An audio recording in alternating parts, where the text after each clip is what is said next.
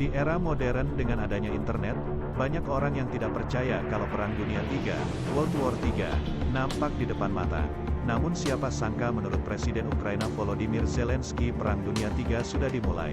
Ia menyebut memang hasil dari serangan Rusia ke Ukraina belum diputuskan.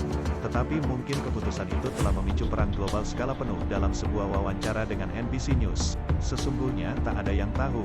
Mungkin ini sudah terjadi, dan apa kemungkinannya jika Ukraina jatuh?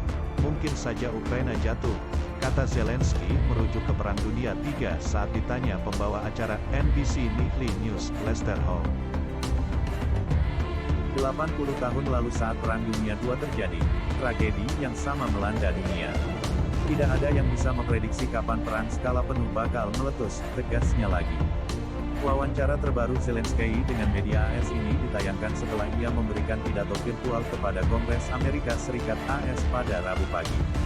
Ia kembali mendorong NATO, di mana AS menjadi pemimpinnya, untuk memberlakukan zona larangan terbang di atas Ukraina.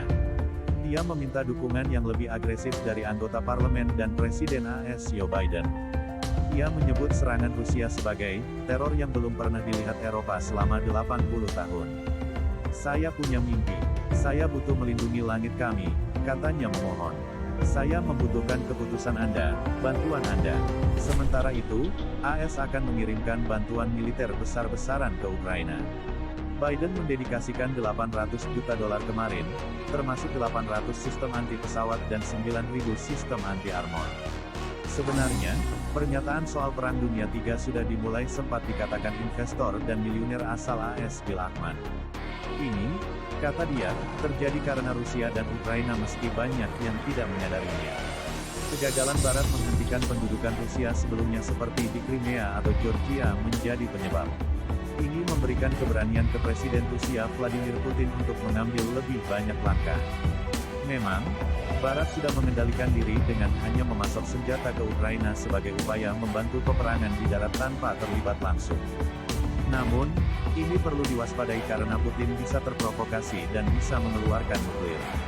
Lalu apa yang kita lakukan ketika Putin menginginkan lebih? Tanya Ackman dalam cuitannya. Ancaman nuklir tidak berbeda ketika dia mengambil negara berikutnya, apakah itu bagian dari NATO atau bukan. Dan, pada saat itu kita secara strategis lebih buruk. Ackman sendiri merupakan CEO Pershing Square Capital.